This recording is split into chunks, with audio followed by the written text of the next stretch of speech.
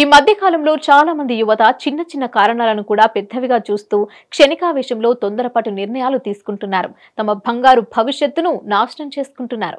వయసుతో సంబంధం లేకుండా ప్రేమలో పడి ఆత్మహత్య చేసుకుంటున్నారు. ఇలా తప్పుడు నిర్ణయాలతో అర్థాంతరంగా తనువు చాలించడమే కాకుండా కన్నవారికి కడుపు కోతను మిగులుస్తున్నారు. ఇదిలా ఉంటే కర్ణాటకకు చెందిన ఓ యువతి అనుమానాస్పద స్థితిలో మరణించింది. అసలేం జరిగిందంటే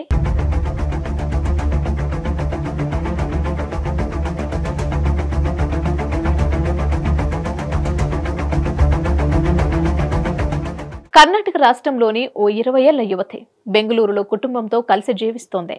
అయితే స్నానానికని బాత్రూంలోకి వెళ్లినా తన అక్క ఎందుకు బయటకి రాకపోవడంతో ఏం జరిగిందోనని భయపడిన ఆ యువకుడు చివరికి ఆ బాత్రూం తలుపులను బద్దలు కొట్టి లోపలికి వెళ్లి చూశాడు. కానీ ఇంతలో అక్కడ ఆ యువకుడికి తన అక్క రక్తపు మడుగులో పడి ఉండటం కనిపించింది.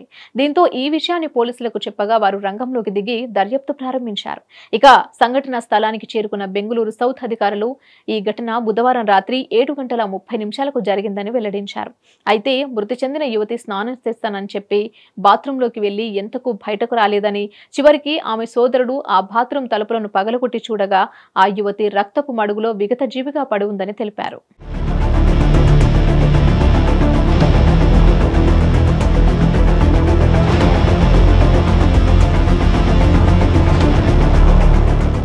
అంతేకాకుండా ఆమె చనిపోయిన స్థలంలో సూసైడ్ లెటర్ను స్వాధీనం చేసుకున్నట్లు పోలీసులు పేర్కొన్నారు.